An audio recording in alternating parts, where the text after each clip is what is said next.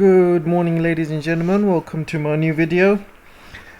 My name is AJ. I'm here to talk about what sanctions have been placed under Russia and what are the impacts of it, and also I'm going to give you my thoughts and opinions.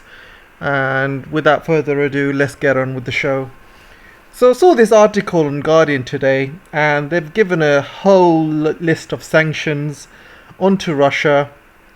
And it seems like they've pretty much hit Russia with the full round of sanctions. There's no gradual sanctions like, let's add a little bit here, let's add a little bit there, we'll see how it goes.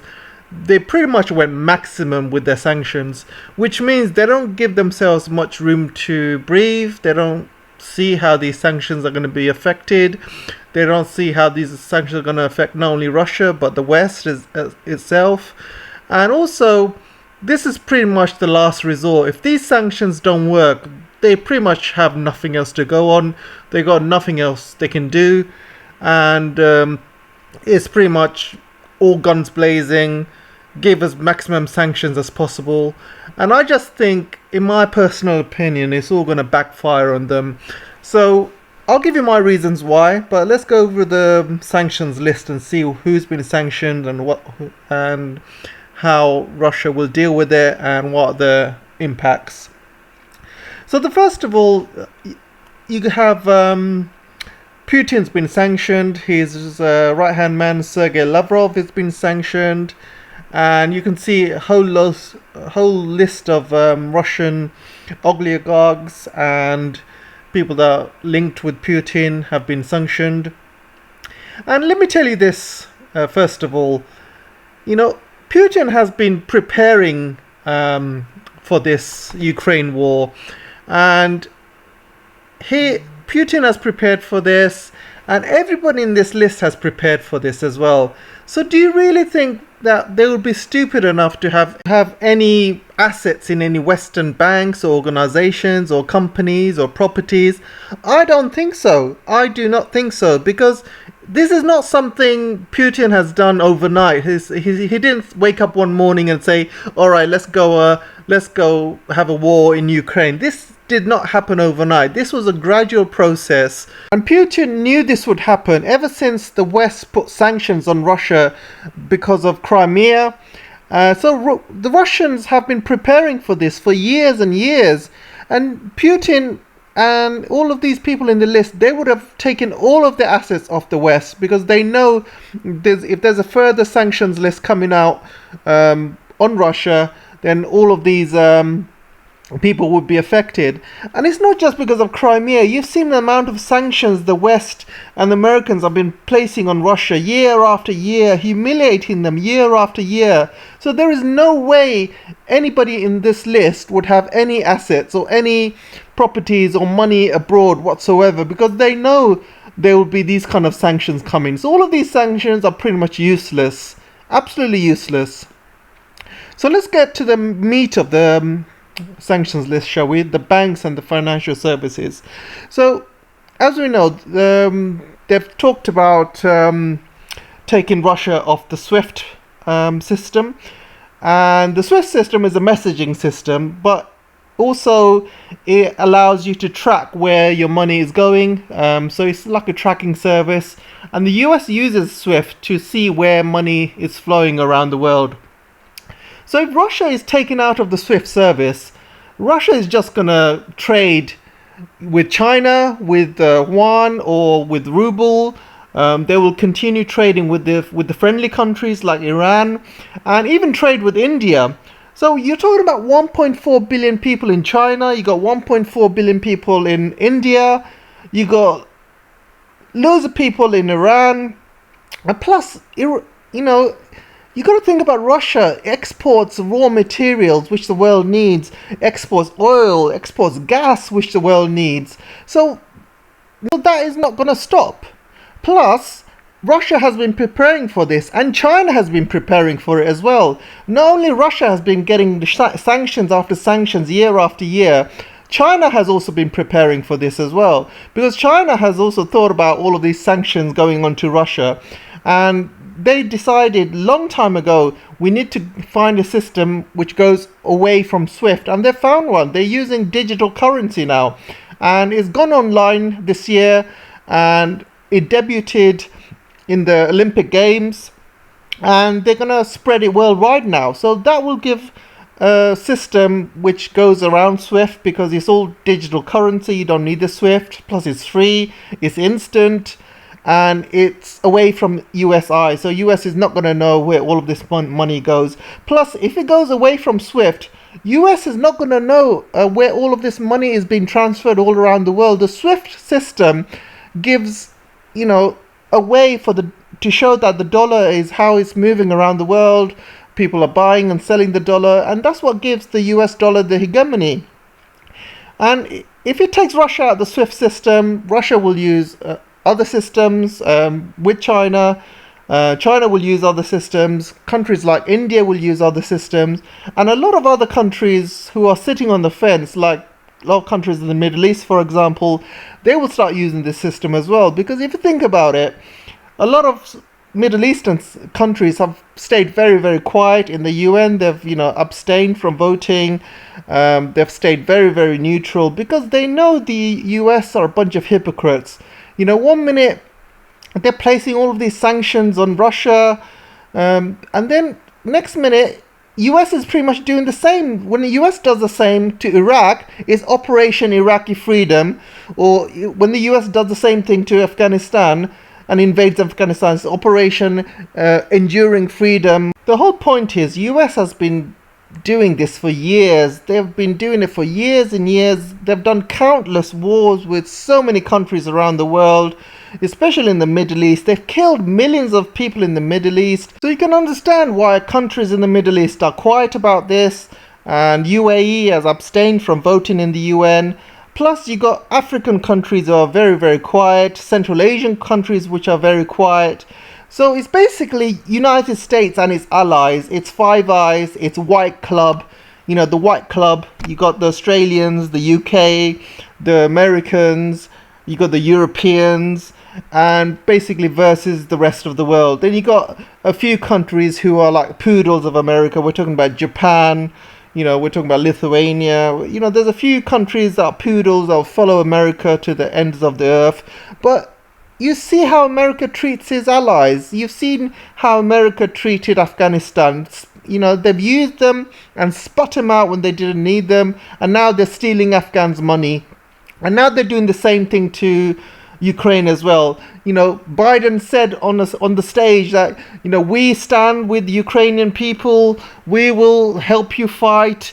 And so as soon as Russia came in, we will not send any American soldiers. We will send our troops to neighboring countries in case Russia invades those neighboring countries. I mean, can you see how stupid that is?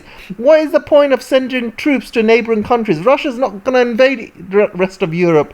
They only gone into Ukraine. Seriously, can you see the double standards?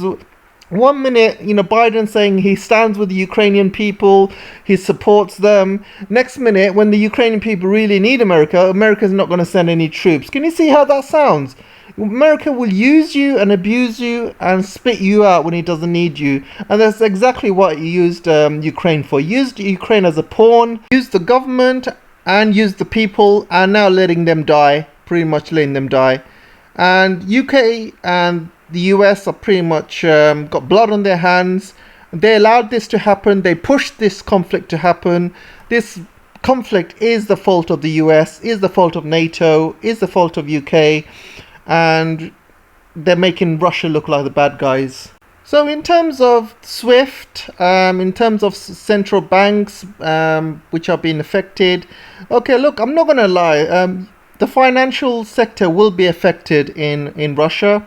I believe in the short term it will affect Russian GDP, but the long term it will not, because they got a huge market in China. And all of this is going to do is push all of these financial sectors, depending on the Chinese financial sector. And also you got the Middle Eastern financial sector as well, African. And the rest of the world, which are not American allies, Russia will side with them. And China is the second largest economy in the world, and it's growing, and it's due to be the number one economy by 2030. So in the short term, it may affect Russia, but in the long term, if they are aligned with the Chinese banks and the Chinese financial sector, I think Russia will not be affected at all. Getting Russia away from the SWIFT system is just going to hurt the Europeans. It's just going to hurt the Americans, because they will use bank transfer in a different method away from SWIFT. They will use what China is doing right now, which is the digital currency. And this means the dollar is going to go down in the world. The euro is going to go down. Everything's going to be more expensive. Gas prices, everything else is going to be more expensive. Russia is still going to sell its oil, sell its gas to the rest of the world. Even if Europeans don't buy that, the Indians are going to buy it. India is the next up and coming industrial nation, and India is a huge importer of oil, huge importer of natural gas. You got 1.4 billion people, and over the next few years, India is going to grow in terms of industry. Its factories are going to grow and grow. It's going to need more energy. It's going to need more gas. It's going to need more oil. And where do you think it's going to get that oil from? Where do you think it's going to get that gas from? Russia. So in the future, I see a lot of this gas which is directed at Europe is going to start being directed at India instead. And there will come a time when Russia says to Europe, you know what, we're not going to sell you gas anymore. We're just going to direct all of our gas to China, all of our gas to India. Same with oil. And what do you think that's going to do? It's going to increase the gas prices even more. It's going to increase the inflation in Europe. A lot of businesses will go out of business in Europe because they can't afford the high gas prices. A lot of companies in Europe, especially German companies, start to die down. They can't compete with companies from China, for example, or companies from Russia. And if you think about it, Russia is a superpower. Can you see the amount of land that Russia has? And we are in the process of climate change. In the next 20 or 30 years, Russia is going to be a very different country from what it is now. A lot of the parts of Russia which is snowed, or where there's a lot of ice, is going to melt. There's a lot of permafrost is going to melt, and you will see a lot more agricultural parts of Russia opening up. You'll see the ice in the North Pole will start melting, and Russia's going to have a whole new coast up north near the Arctic, and Russia's going to have loads of ports there, and there's going to be a lot of climate migrants. In 20-30 years time, the whole world is going to change. There's going to be a lot of climate migrants, and I can see a lot of parts of the world which is uninhabitable start moving to Russia. There will be a lot of people from Africa moving to Russia, from Middle East, even from parts of Europe, even parts of America, for example, Central Asia. A lot of people will go to Russia because they have huge amounts of space, huge amounts of greenery. So you'll see Russia becoming one of the top superpowers of the next 20, 30, 40 years because of the climate change.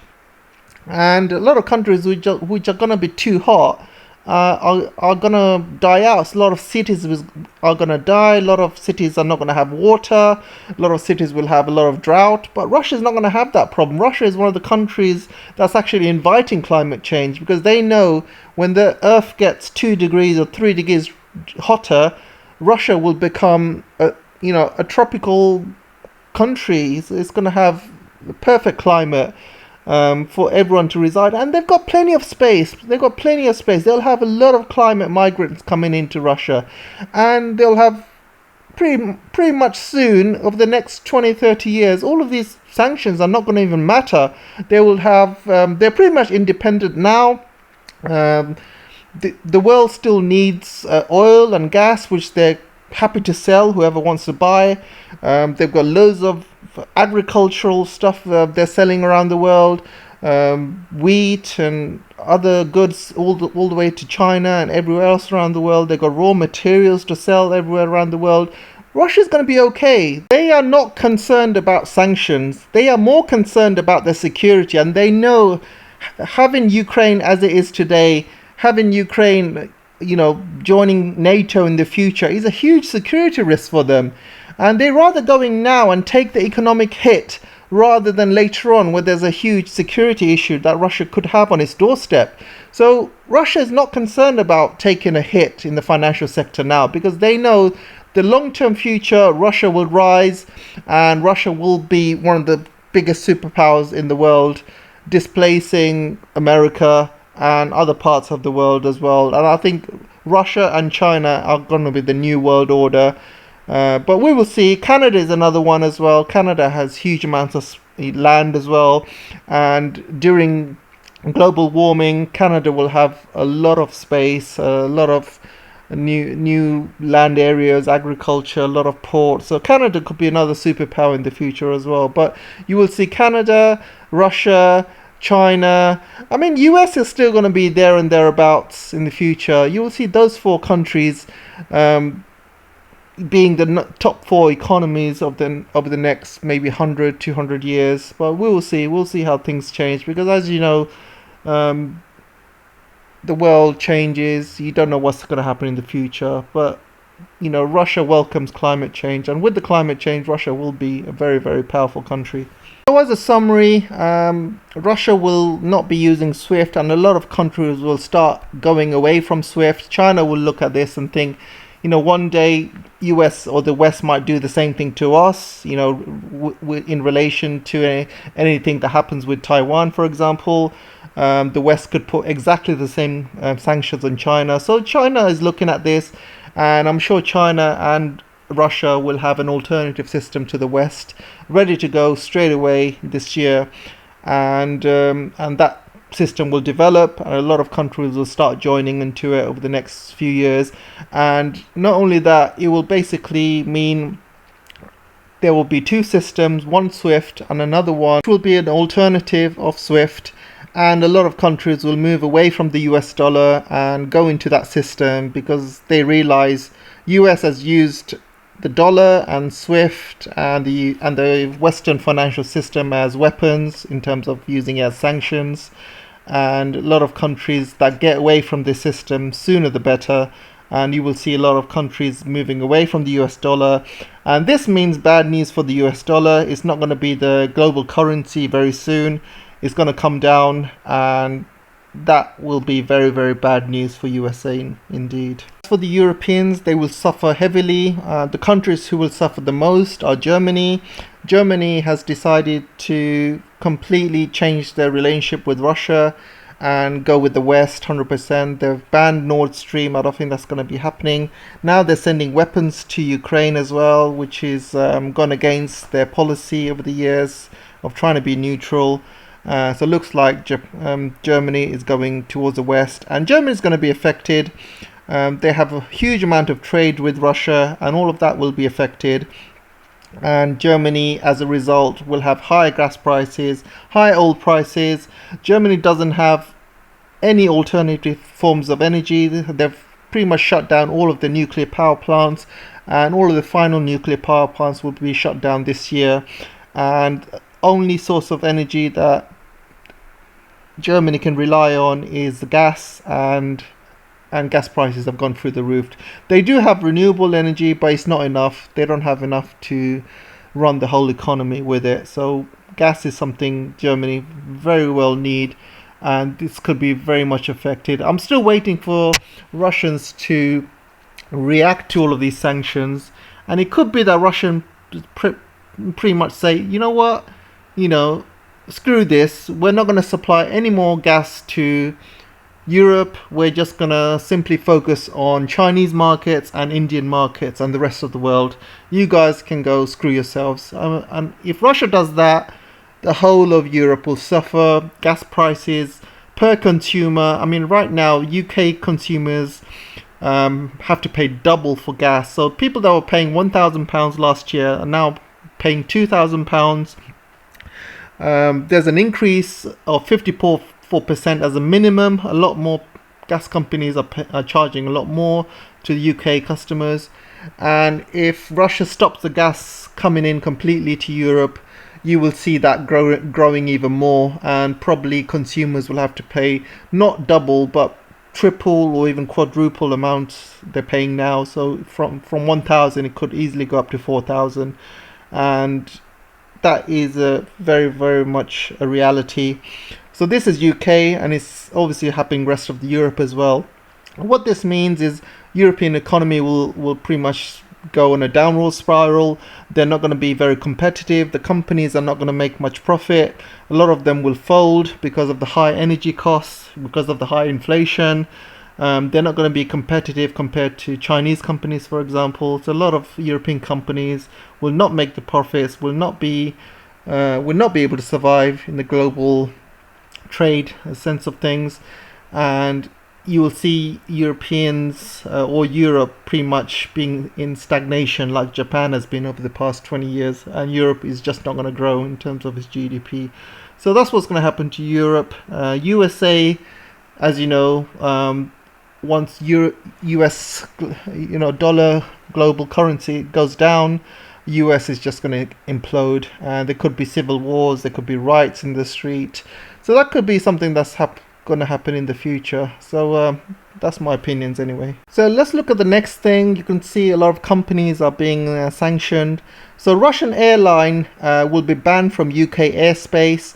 Well, Russia has actually done the same thing to UK and has banned UK airlines from flying through Russian airspace. And if you look at the map, UK is like a small little island compared to Russia, and UK needs Russia more than Russia needs UK, because if you think about it, UK airlines need to go, if they need to go to China, for example, or the Far East like Japan, or they need to go to India, they have to fly through Russia. And if they fly away from Russia, that's adding 4 or 5 hours to the flight time, and a lot of these airlines can't do it because they have fuel as well, so a lot of them may not be able to have the fuel, so they're going to have to stop a few times in a few countries, and that's just going to increase costs, increase the price, and this is going to decrease their competitiveness as well. So other airlines will make more profit than a lot of these UK companies. So that's going to affect UK more than it's going to affect Russia. And like I said, a lot of these companies have probably been sanctioned already before as part of Crimea, or the Americans have been sanctioning Russian companies for years. So I don't think all this is going to matter anytime soon. Like I said, Russians are looking at the long-term aspect of it. It's more important for them as a security aspect. And all of these companies, all they're going to do is focus their energy onto China. They're going to go and invest more in China. They're going to work with China even more. And, countries like Germany is going to be affected because there's a huge amount of German companies that work with Russian companies, and Russia is just going to focus on China instead. And German will lose out, and UK will lose out as well. There's a lot of rich billionaires in UK at the moment running businesses. People like Roman Abramovich running Chelsea, for example. They're going to start looking at moving away from UK because Russians living in UK, they're not being treated very well at the moment. A lot of them are being sanctioned. A lot of them are being ridiculed. Chelsea supporters are screaming at Roman Abramovich pretty much. So I can see a lot of billionaires moving their money out of UK and moving their business away from UK and going to China, for example. So that's just bad news for Europe, for Germany, and for UK. So all of these sanctions in these companies are just not going to matter. Not going to matter at all, 1 inch. So it says here, in addition to targeting Russia's largest financial institutions, the US has heavily restricted companies critical to country's economy from raising money through the US market. So Russian companies don't care about that. They don't raise money in the US market. If they want to work with the financial market, they can work with China. And if you look at the GDP that Russia has got. In terms of GDP to debt, Russia is one of the lowest countries with debt. They don't borrow as much money as the West does. There's not really much risk in the Russian economy when it comes to debt. So this again is not going to matter at all. Other measures. Restricting wealthy Russian access to UK banks, including 50,000 limits on bank accounts. Again, you will see a lot of Russians going to take out their money out of UK and put it into China or put it back into Russia, which means the Chinese and Russian economies are going to get bigger and the UK economy is just going to get smaller. So that's just going to affect UK rather than Russian companies. Asset freezes against all Russian financial institutions. Again, same thing. Russian financial institutions are all going to move out of UK, out of Europe, and focus on China. Measures to prevent Russian companies from issuing transferable securities on money market in the UK. So all of this stuff that UK is doing against Russia is just going to hurt UK even more. I've already explained it previously. This is just Russia's going to do tit for tat, and it's just going to affect the UK people more, and the Russians are just going to take money out of UK at the moment and just put it elsewhere. Powers to prevent designated banks from accessing sterling and clearing payments throughout the UK. Again, Russia doesn't have to go through the UK anymore. They can go through China from using Shanghai or Hong Kong. There are some ridiculous sanctions in there as well. The territorial sanctions that UK has imposed in Crimea will be extended to Donetsk and Luhansk, meaning no UK individual or business can deal with territories until Ukraine controls them again. Again, nobody has interest in UK to have any businesses in those areas, and there've not been any since Crimea. And if they're going to extend it to Donetsk, it doesn't really matter because it's zero at the moment. Things like this is just not going to matter. I mean, what is the point? Seriously. And pretty much all of them, I mean, rather than going through them one by one, I mean, there's this one, a ban on the sale, supply, transfer or export to Russia of technologies in oil refining and restrictions for related services. Again, Russia doesn't need your help for oil refining. Russia can refine their own oil. They are one of the biggest producers of oil and plus one of the biggest refiners of the world. Plus they've got, China as well. They've got the Middle East. So they don't really need the UK. Who does the UK think they are? Export ban on all aircraft spare parts and equipment to Russian airlines. Do the UK realise that Russia is actually building its own airlines? They're working with China to build its own airline as well. They're working with Comac in China. And by 2025, they're going to have a joint airline that's going to be going around Russia and China. And so they will be building joint aircraft together. So it really does not matter about things like this. It does not matter at all, not even one bit. China has realized this, Russia has realized this long time ago, and this is why Russia and China are very closely working together, sharing technologies, so they don't need to get anything from the West whatsoever. Further restrictions on the export dual use of technology, including semiconductors. Again, right now China is the largest producer of semiconductors. Yeah, it might not be the 5 nanometers, but it's 28 nanometers, and you need 28 nanometers for everything from electric cars to IoT devices. So 28 nanometer is fine at the moment. There's no need to produce 5 nanometers for now. And within the next 5 years, China will have a capacity to build 5 nanometers and beyond, and they will share that technology with Russia, or they will sell it to Russia. So that's not a problem for Russia at all. Diplomats, Russian officials, business people no longer able to benefit from visa facilitation. It really doesn't matter, because I can see a lot of Russians are completely put off by the West, by the way the West has been dealing with Russia. A lot of businesses and people in Europe are going to move away from Russia, go back to Russia, or they're going to go and put their money elsewhere, like China, who appreciate them a lot more. So this again does not matter. This is going to affect the Westerners more than the Russian people. US has restricted the export of high-end US technologies to Russia, targeting its defense, aerospace, maritime sectors. Again, this really does not matter. Russia will get the technology elsewhere, namely China. So that's not really a matter at all, because China can produce high-end technologies just as much as US can. So it really does not matter. Only companies losing out are US companies who are just going to make less profit. It's also issued broad sweeping restrictions on products including chips and computers.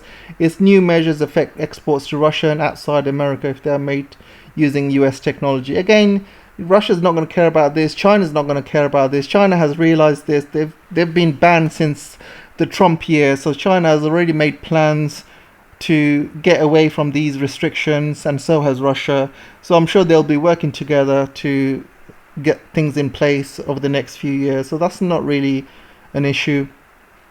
Exceptions from restrictions exist for international organizations, pandemic-related deliveries, overflight and emergency landings, the energy sector, and dealings with certain debt or equity. So the only thing that stands out here is exceptions. So it says exceptions, and then you see the energy sector. And Russia's main export is the energy sector, so oil, gas, and things like that. So there are exceptions for regarding that. Obviously, they can't ban all exports like any gas and oil and things like that from Russia, because that's just going to affect the Westerners even more, Europe as well as America. So they've put exceptions in place, but Russia can easily turn around and say, you know what, screw you guys, I'm not going to sell you anything. I'm going to focus all my energy to China and also India and all of these countries like in Middle East who have supported Russia, or Central Asia as well, and who have supported Russia during the times of crisis. We will focus on them, so you Europeans can find another market.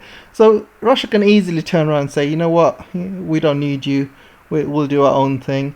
So I just think all of these sanctions have put into place without much thought going into it. And like I said, they've used a maximum amount of sanctions, giving themselves no leeway whatsoever and no leeway for the future. So if they want to add any more further sanctions in the future, they can't, because they've pretty much gone into maximum right now. And I just think, going over all of these sanctions that they've done, most of them are pretty much useless. Others are pretty much shooting themselves in the foot. And the ones which will affect Russia, they will affect Russia in the short term. But Russians are happy to take the economical hit because of this, because their security concerns when it comes to Ukraine is much higher than looking at the economy, for example. The people who are going to be affected are ordinary citizens in Europe with the high gas prices, 3-4 times the amount they'll have to pay than what they used to be paying. High inflation, high costs of living, all of that will affect Europe, all of that will affect America. And if this continues, you will see huge riots in the streets, huge amounts of people going from middle class to poverty, and people are going to be like, we don't give a crap about what's happening in Ukraine. We only care about domestic policy. You need to get these ridiculous gas prices down. You need to look at your own citizens. You need to look at your own economy rather than, starting trouble with the rest of the world, starting trouble with Russia and Ukraine, getting yourselves involved. And like I said in previous videos, they could have avoided all of this. All of this could have been avoided. All that NATO had to do is say, we're not going to expand. We're not going to get Ukraine joined to NATO. We're not going to expand to Russian borders. Russians can sleep easy. We're not, we're purely a defensive organization, so we're not looking to add Ukraine. We understand Russians' concerns. We respect Russian concerns, and we will not add Ukraine to NATO. That's all they had to say, but they didn't. This has happened for 7 years. 7 years they've been negotiating. It's not something that's happened overnight. Russia has been pushed into a corner. NATO, USA, UK has been arming Ukraine, even though Ukraine is not part of NATO, and they've been arming Ukraine, and it's all of the papers. Even the politicians are openly saying they're giving money to Ukraine, they're giving arms to Ukraine, and UK has got 2 military bases in Ukraine, 2 military bases in Ukraine, and I think there's an article here about it. Here you can see Ukraine and UK to build warships, establish naval bases together. So you can see, you know, they're building naval bases in Ukraine, they're arming Ukraine, and there will come a time when Ukraine becomes very powerful.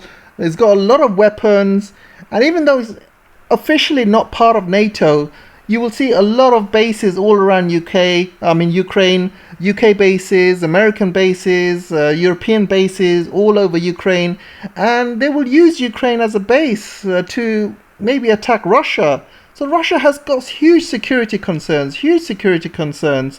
And then you got the Minsk Agreement as well. Minsk Agreement was agreed, Minsk 2 was agreed, and again, Ukraine did nothing. Ukraine has done nothing.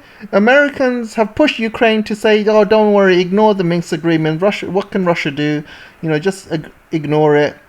And Europeans have been saying, oh, ignore the Minsk Agreement. And this has happened over 7 years ago. So they've had 7 years to set this right.